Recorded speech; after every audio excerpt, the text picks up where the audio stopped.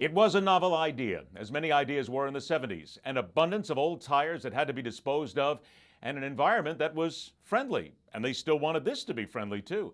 Around 700,000 rubber tires were dumped into the ocean off the coast of South Florida in an effort to attract fish and provide a foundation for coral reefs to grow. Suffice to say, it didn't work. Even worse, tire bundles broke apart and drifted onto natural reefs and killed the endangered coral. Now, as part of a 2-year, $1.6 million project, divers will attempt to remove 90,000 tires from the ocean floor near Fort Lauderdale. Our guest is Professor of Marine Science and Chemistry at Eckerd College, Dr. David Hastings. Dr. Hastings, good to talk to you again. Isn't it fair to say that this was just a good idea gone wrong, and basically because it was the 70s, they thought, oh, it's just tires, it'll work just fine? Right. We really thought that tires would attract fish and that corals would attach to it, and it'd be a good thing. So we threw 1 to 2 million tires over the side. It was really they had a big party, that's for sure. Why did it not work? Because you would think, okay, here we have a solid object, it's not too deep in the ocean, and we are always told that coral reefs like to grow around objects, and it would help create some sort of birthing place, if you will, for fish. It seemed to have the right ideas. Yeah, it was a good idea.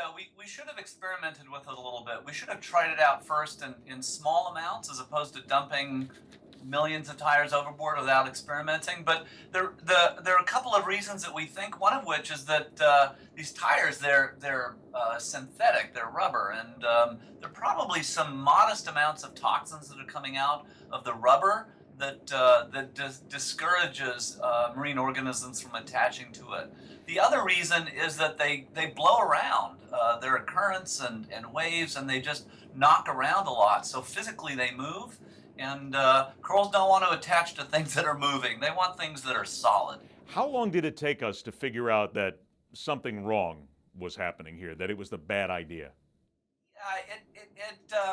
I think we just chose to ignore the problem for a long time, and that's what we do with mistakes, is we want to try to deny them at first. So it took a decade or so for us to realize this really isn't working, and then the costs associated with pulling them up is pretty significant. Now, we're talking about 90,000 tires here, but let's be honest, they're only going to be able to get a certain amount of these tires out, and then after that, there's still going to be a lot on the ocean floor, correct? Right. And so we're doing it in the most important places first, where they're really impacting existing coral reefs, and then ideally we'll move on and continue to pull these tires up from the bottom of the ocean, because we can burn them for energy. We can make those funny sandals out of them. We can grind them up and turn them into roadbeds. We can dispose of them in better ways. Having lived in South Florida for many years, I know the beauty of the coral reefs. I have snorkeled down to them many times, and they're fascinating to look at. But these are not just rock. People need to understand these are the corals are alive, coral reefs are, and they simply, we have been overlooking them for so many years, and quite frankly, we've killed off a tremendous amount of the coral reefs near South Florida, have we not? We have, and corals are really having a hard time of it right now. It's a combination of pollution, overfishing, the temperature of oceans is getting warmer, ocean acidification.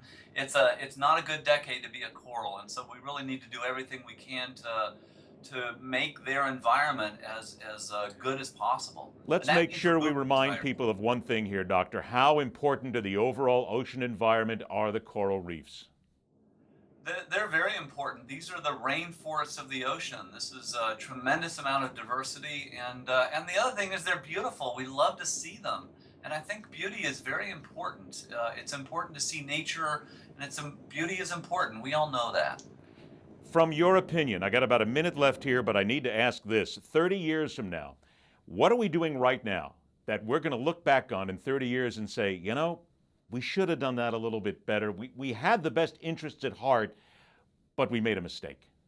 Right. So there are a bunch of different things I can think of, one of which is that we're burning coal and oil to make electricity. And 100 years ago, that was fine, and 50 years ago, that was fine. But right now, we can make electricity from the sun and from the wind and lots of different ways.